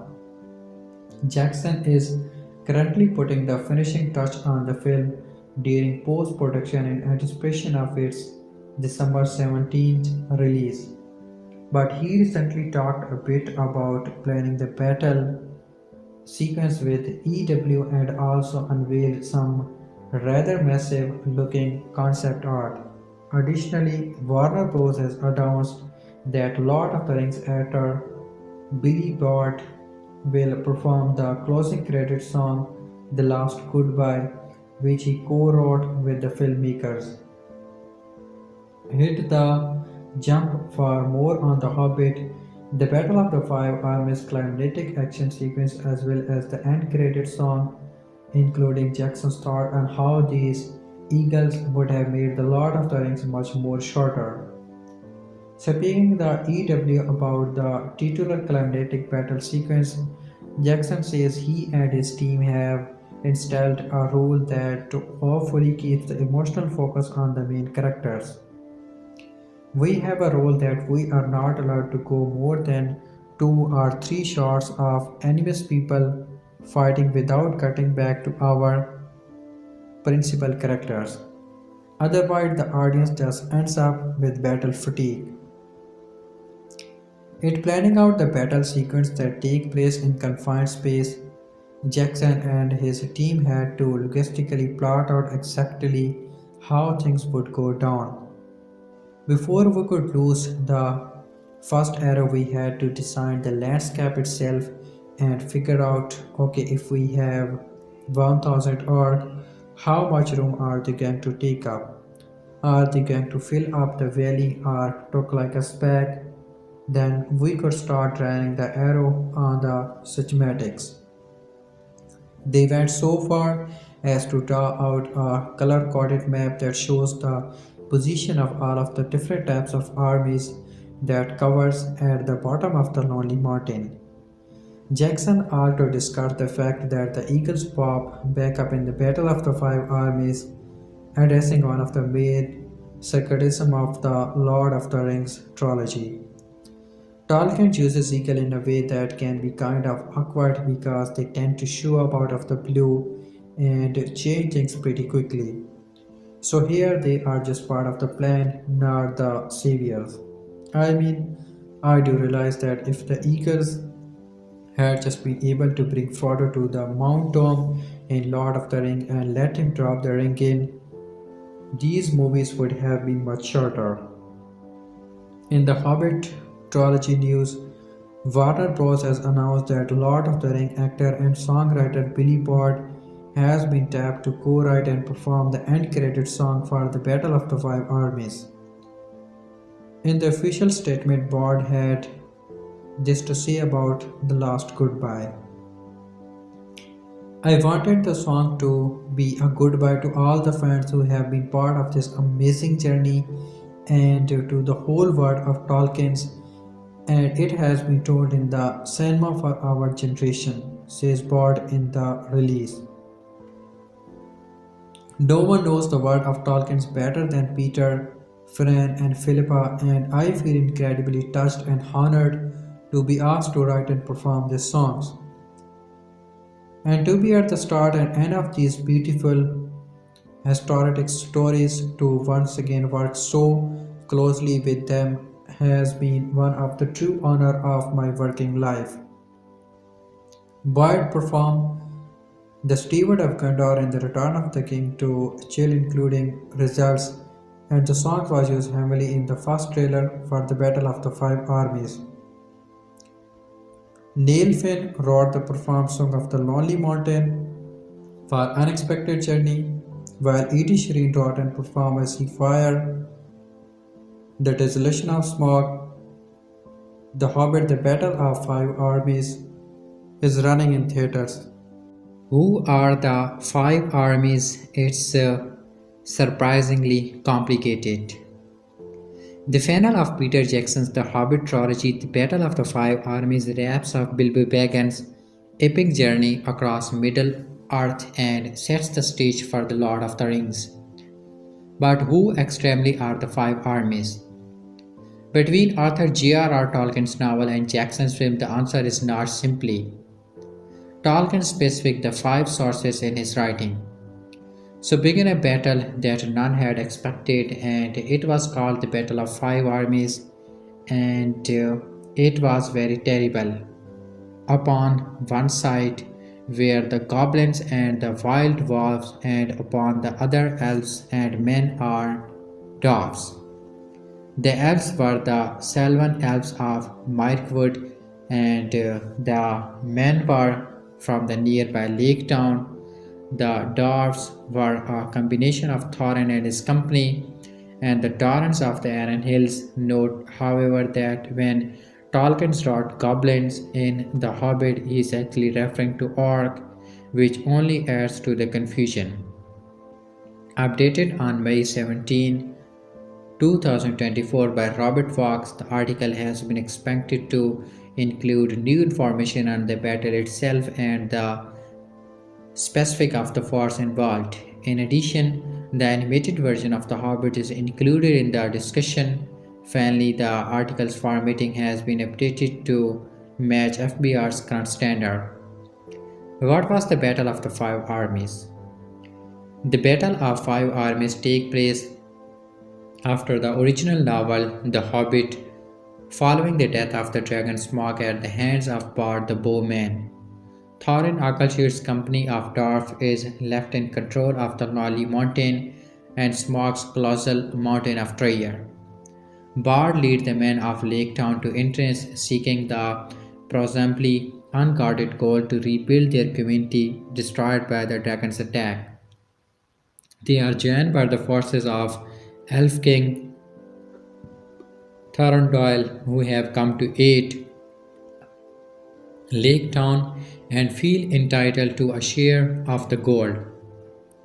Thorin refuses their entreaties based in part of the Elf King's treatment of his company when they pass through Mirkwood, resulting in a brief, non-violent siege of the mountain. Bilbo Baggins hopes to break the settlement by slipping out of the mountain and bringing Bard the Arcan Shield, the greatest gem in the treasure hoard. Hopping it would leverage Thorin into seeing reason. Instead, Thorin summoned his cousin Dan Ironfoot, who arrives with a host of dwarfs. For one terrible moment, it looked like a fight between the three forces will break out, with men and elves on one side and dwarfs on the other. Before that happens, another army consisted of goblins from the Misty Mountains and trained dwarves, wargs, and baits arrives, leading by The warlord Bolg, they hope to claim Smaug's treasure for themselves, smashing the forces gathered and claiming dominion over the entire region. The trio of forces at the Lonely Mountain agree to put aside their differences and fight the common foe. The battle proceeds. Hard fought and bloody, but the goblins ultimately look to prevail. At that moment, in classic Tolkien's fashion, the giant eagles arrive and turn the tide. When they see the goblins, they fly right at them out of hatred of the creatures, even though they were saving the elves, men, and dwarves. The eagles simply cared about destroying the goblins. They help break the enemy's lines and send their forces packing.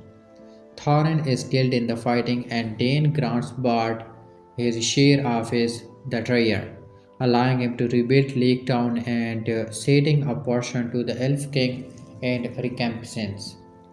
Bilbo takes only two small chests, one filled with gold, the other with silver, and returns to the Shire in victory, along with this funny magic ring that leads directly to the events of the Lord of the Rings. Who were the five armies in the Hobbit? Men, their leader was Bard the Bowman from Lake Town. Elves, the leader was Thranduil from Mirkwood. Dwarfs, Thorin Oakenshield and Dine Ironfoot. The Lonely Mountain, the Iron Hill. Goblins, Orc, or Mount Gundabad. Their leader were Azog and Bolg from the misty mountain. Ark, the Gel Guldor, their leader were Azog and Bolg from Mirkwood. Wolves, the misty mountain. Eagles from the misty mountain. The most honest answer is that the five armies are the men, elves, orc, dwarves, and the eagles. However, the former answer depends on which source you consult. Tolkien's Jackson R. animators Arthur Rankin and Jules Bass, who directed the 1977 version of the story. Even they cannot seem to get the component straight. The confusion begins with Tolkien's, even though the director spill it out in the context, and yet two insectable factors moody those waiters considerably. Fastly separate the dwarves and goblins despite being a single army. Gandalf says as much three short paragraphs earlier than he states that the goblin rides upon dwarves and walks are in their train. Secondly, it completely overlooked the eagle, who are most absurdly a separate force and probably should place the dwarves in the counting. Tolkien's most likely refrained from citing them because they had not yet arrived at the point in the text and mentioning they would spell the surprise of the leader. Substituting verbs in the count makes an easy shorthand solution despite the confusion that arises from it. It especially difficult considering the battle important in Middle-earth history. Gandalf is preparing for Sauron to make his move, and the Lonely Mountain constitutes a major defensive point in that section of the world. Victory in the Battle of Five Armies keeps the mountain under dwarfship control, fostering improved relationship with Lake Town and the Mirkwood elves. Otherwise, the orc would claim it and create a threat to all of the neighboring communities. Tolkien's outlined the full impact in his appendix to The Lord of the Rings, as the Lonely Mountain becomes a bulwark for Sauron's views and stem the attacks of his armies, while Frodo and his friends destroy the ring. In light of that, the confusion surrounding exactly which army is which takes on added importance. Jackson changes to the five armies don't clarify things. Jackson does not include the Eagles in the list of forces in the Battle of the Five Armies either. In the documentary Beneath the Thunder, Forging a Battle of Five Armies, part of the extending edition of Jackson's Hobbit trilogy, the forces are listed as men, elves, dwarves, the Ark of Dor Guldur Surroundscape in Mirkwood, and the Arks of Mount Gunnabag in the Misty Mountain.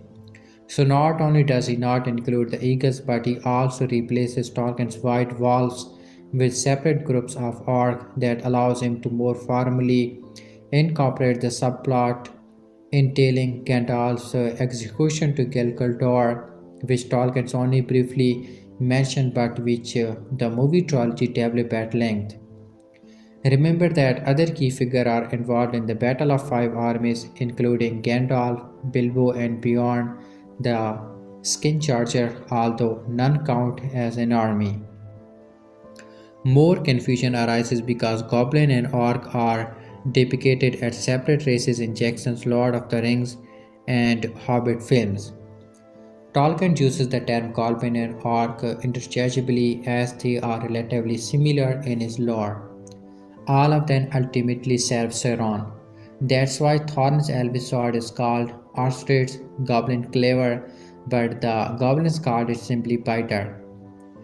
Even in the names of weapons, the term for orc is not consistent, which may cause misunderstandings when figuring out who was involved in the Battle of the Five Armies. Jackson divided them into rough, suspicious to visually distinguish them on screen. Sauron orc from Mordor are typically smaller and greener than Sauron's Uruk-hai from Isengard, who can move in daylight unimpeded. At the same time, goblins live underground in the Misty Mountain. The Fellowship encounters them in the mines of Moria. The Uruk-hai had not yet been created during the events of the Hobbit movies, leaving Jackson's two orcish armies very loosely divided between the Misty Mountain goblins and Mordor orc from Sauron's stronghold in Dol Guldur. Jackson's version helped develop the orc. One of the reasons director Peter Jackson chose those changes is to further emphasize the orc as a major villain in the Hobbit trilogy. It's not a secret that the three films desperately needed content to bear their running length. And after effect of trying to expand the novel well past that it can support, which meant creating a few foes to badwill the heroes, Smaug is killed early in the Battle of Five Armies, leaving a gap in viable antagonists for most of the film. Jackson filmed that gap with Azog and his son Ball, who are briefly mentioned in Tolkien's text but receives much more developed treatment in the movies. That comes complete with an old grudge against Thorin Oakenshield and a strategic mind necessary to give his opponent on the battlefield more than they could handle. In light of that, Jackson's specific choice regarding the five armies make much more sense. It makes the two orcs more prominent and gives their forces more distinctive than Tolkien's brief description. It also allows him to distinguish the arrival of the eagles the way Tolkien did, considering how often the author liked to use them, and that Jackson himself has already filmed them coming to the rescue multiple times in earlier Lord of the Rings adaptation. He can be forgiven for wanting to downplay it in the favor of the orcs. The animated Hobbit is clearest about the Battle of the Five Armies. One adaptation keeps things crystal clear: the 1977 animated version of The Hobbit, directed by Rankin and Bass, depicts an astonishingly brief version of the Battle of Five Armies. Most of the conflict is left on screen. The film is intended for families, and the director excised most of the violence. Bilbo counted the number of armies in the fight on his fingers: men, dwarves, elves, goblin from the misty mountains, and eagles. Despite that, it's the most accurate of the three versions in terms of who is actually doing the fighting, and definitely the easiest for reader or viewer to understand. In all three cases, the confusion arises out of necessity. Tolkien's likely hope to preserve the surprise of the eagle's arrival, while Jackson faces with development content for three movies instead of one. uses to connect an outlying subplot to the main story. Rankin Boss resources to expediency. The movie runs a slender 78 minute and basically cut to the chase to save time. For the other two, clarifying the battle participants would have ruined or complicated another part of the story. Their choices are all unstable and likely resulted in strong overall narratives. But to this day, their decisions still make reader and viewers scratch their head. All three films in the Hobbit trilogy and the 1977 animated feature are currently streaming on Max. The Hobbit, everything what happened to the dwarves after the Battle of the Five Armies. Given that the heroes of the prequel tale are nowhere to be seen in the Lord of the Rings movies, there are many questions about what happened to the dwarves after the Hobbit movies. The Hobbit trilogy follows Thorin Oakenshield and his band of dwarves as they head out on a quest to Lonely Mountain in order to defeat the deadly dragon Smaug and reclaim the wealth of their people. Their epic journey culminates in the death of Smaug and the Battle of Five Armies, but there is still a lot not revealed in the movies about what happened next. Of course, these features are covered in depth in the books. Thought there is a journal consensus that the Hobbit movies fell short of the Lord of the Ring movies. There is still a lot of fun to be had in returning to Middle Earth and following this new band of heroes on an adventure. Given the size of Thorin's company, it is a little harder to form a connection with all of the dwarfs. However, they are still endearing character, and it is interesting to see what became of them, with some living happy lives after the battle and others only meeting more tragedy. The death of Thorin, Oakenshield, and his nephews. Thorin was made to be a very complex character in the Hobbit movies, and his final death reflected that. Thorin was made to be a very complex character in the Hobbit movies, and his final death reflected that. When Smaug is killed by Bard, the bowman of Dale, Thorin ranges on his promise to Lake Town and tries to hoard all of the Lonely Mountain's wealth. Addicted to his newfound treasure, the discards the wise swords of Gandalf and calls his comrades to arms in order to defend their inheritance. He is then drawn into battle against a group of unexpected armies and is seriously injured during the fight, dying shortly after the battle is won. His nephews, Philly and Killy, made the same fate as they tried to protect him from the subsequent onrush. Aside from Sceneborn's Barrymore dying in the Fellowship of the Ring, Peter Jackson avoided killing the main character in his first trilogy. However, he keeps it tragic, and with the death of the three prominent dwarfs making for a bittersweet final. Dane Ironfoot became king under the mountain. Dane is the cousin of Thorin who responds to the call for help.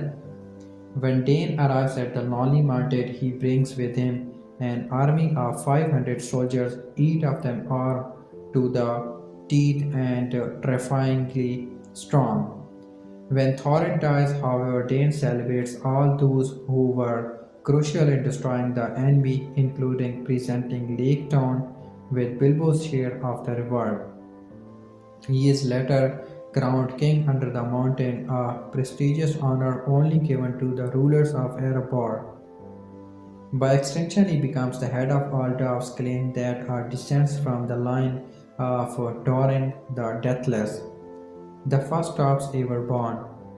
Dane became the fifth dwarf to hold the title of king under the mountain and the first to take the title who comes from outside of the main bloodline. Owen's grisly fate. Many of the dwarves do not live to see Frodo cover the world of evil, but Owen's death is really quite sad. While it is not revealed how he died in the Lord of the Ring movies, the Fellowship of the Ring does foreshadow the moment. In the Lord of the Rings, a tentacle beast known only as the Watcher in the water attack Frodo right before the Fellowship enters Moria. but he is thankfully rescued due to the others' quick response. Sadly, Owen is not as lucky when he encounters the beast. He and other dogs attempt to flee from the Moria orc who had taken over their original homeland.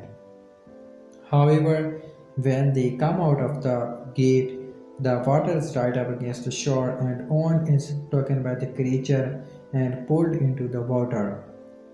It is one of the more mysterious Lord of the Rings creature, but proves to be a deadly beast in the end.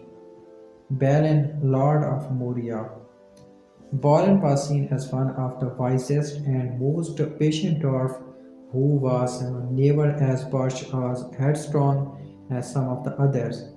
This made his key advisor to Thorin throughout their quest. After the Battle of the Five Armies, Balin takes a group of patriotic dwarves in order to re-establish their authority over Moria. While he is technically a contender to the throne, his colony was not large enough for him to be referred to as the king. Nevertheless, his governance comes to an abrupt end a few decades after constant fighting in the darkest reaches of Moria.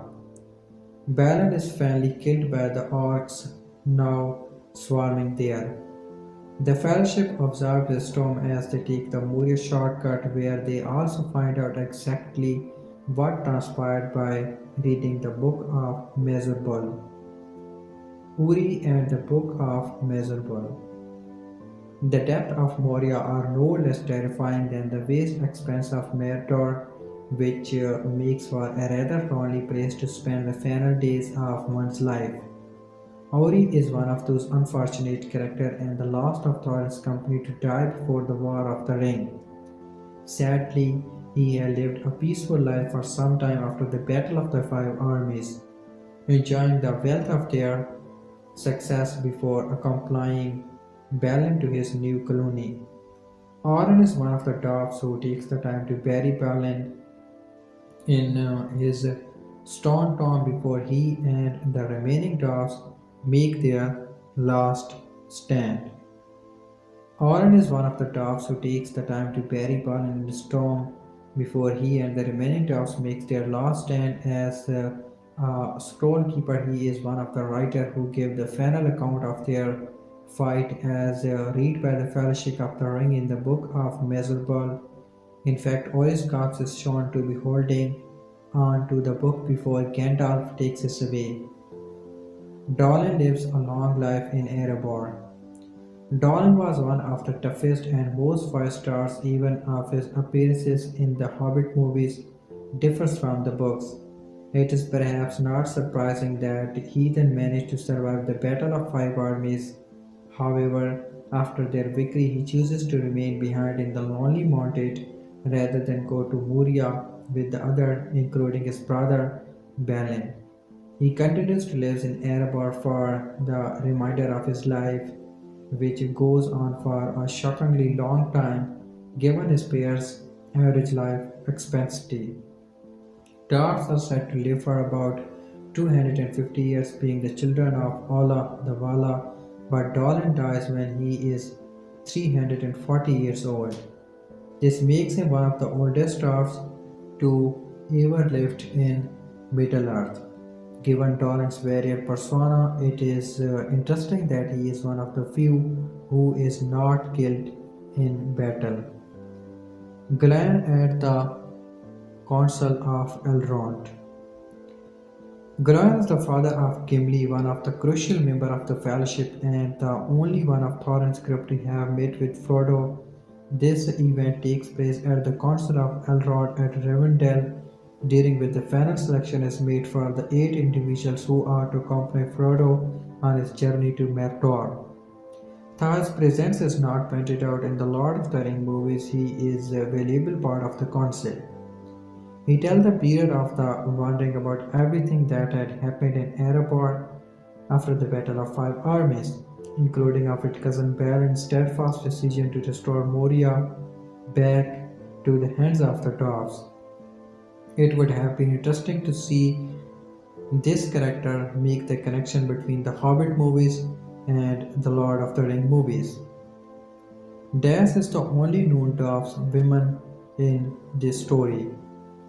The death of Philly and Killy are a painful blow to all dwarves, especially because of the honorable manner in which they sacrificed their life to save their dying leader. As a tribute to their courage, their mother, Dis, who also happened to be Thorin's sister, is the only female dwarf to receive a mention in the story.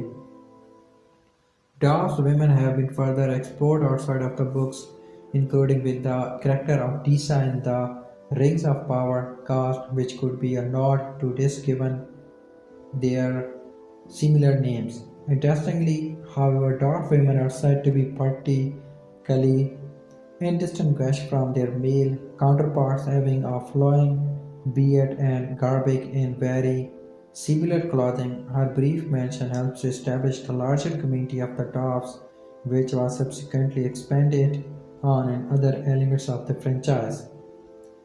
Bamber's life of Lear. Bamber is not really interested in the quest, choosing instead to eat, drink, and sleep whenever he gets the chance. He is indeed a brave warrior. He becomes a dangerous combatant if really pushed, but his relaxed demeanor often gets him in trouble. For instance, he gets himself enhanced with a sleep charm, forcing his contemporaries to drag his unconscious body along. Nevertheless, it looks like Bomber had a rather sedentary life after everything settled down.